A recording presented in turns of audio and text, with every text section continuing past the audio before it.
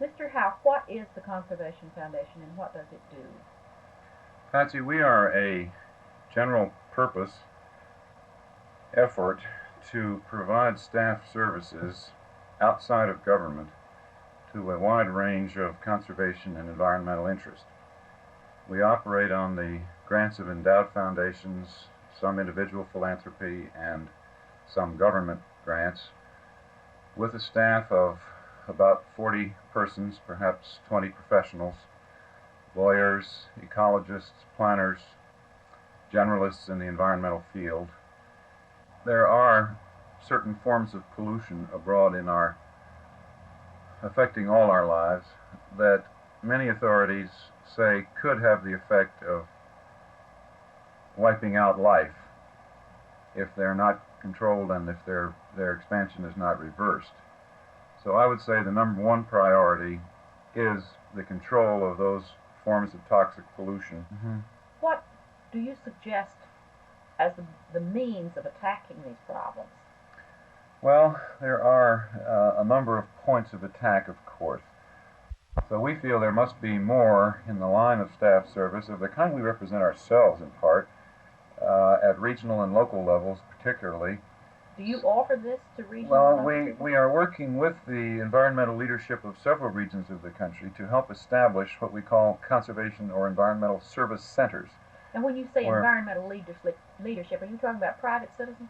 Primarily. I'm talking about the heads of professional societies in architecture and planning, about the Planned Parenthood groups, about the sportsmen's groups and the garden clubs and the women voters, and quite a range of those organizations that have taken some leadership role as spokesmen for the public interest in environmental quality.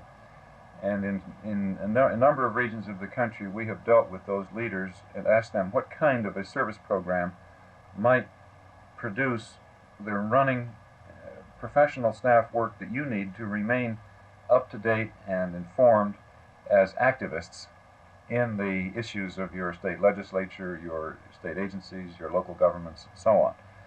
And we have got established now a couple of such organizations, three, one in the Rocky Mountain region, one in New England, one in the Potomac Basin. There are other organizations that are doing this kind of thing.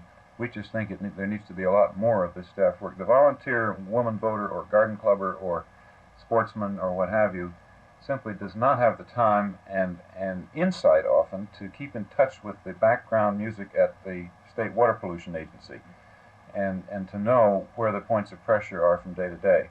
Is there hope for one of those in Texas? Or is there any? I would hope there might be. I would hope there might be interest in evolving this, because I know from this conference that you have the full range of interested forces and groups who I can judge from experience elsewhere would want and use this kind of running service.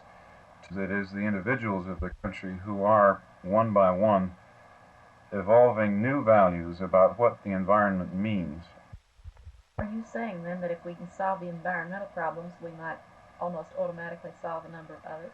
Well, you're reading a little into me, but I do have the sense that if we can come together as people, rich and poor, black and white, who have concerns that affect us all in an environmental sense, such as air pollution, which does affect the lives of every one of us, and do something together about that, we may find that standing side by side, doing things about air pollution, whether it's in a public hearing or in a community campaign or what have you, that we know one another better all of a sudden, and the solution to some of our more profound social problems becomes closer to sight, let's say.